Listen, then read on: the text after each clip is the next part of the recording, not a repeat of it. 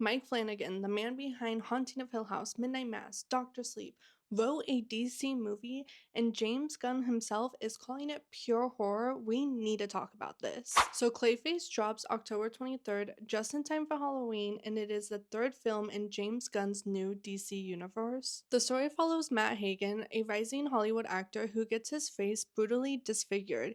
He turns to an experimental scientist to fix it, and instead of getting his face back, his entire body turns to living clay. The official synopsis literally describes it as one man's horrifying descent from rising Hollywood star to revenge-filled monster.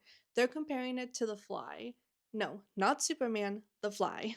And this whole movie exists because of Flanagan's obsession with a two-part episode of Batman the Animated Series called Feet of Clay, where Clayface was treated as a tragic figure instead of just a villain. He pitched DC Studios in 2023, they loved it. James Gunn said he hadn't even planned to make a Clayface movie until he heard the pitch.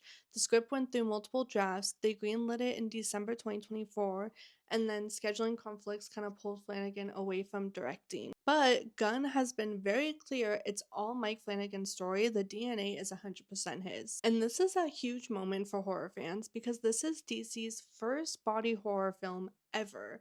They deliberately pushed the release date to October so it could be a Halloween event film.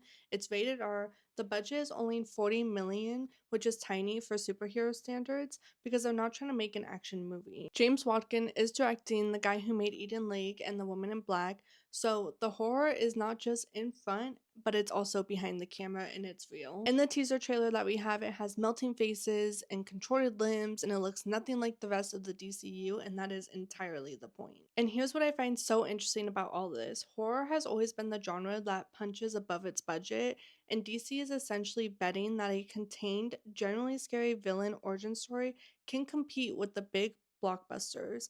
And if this works, every studio is going to start looking at their villain roster asking who gets the next horror treatment. And personally, as a horror fan, I'm thrilled that we're finally at a place where a studio is letting horror directors do their thing inside a superhero universe instead of just making everything so safe. Clayface, October 23rd. Let me know if you're in for this and follow because I will absolutely be seeing this opening weekend.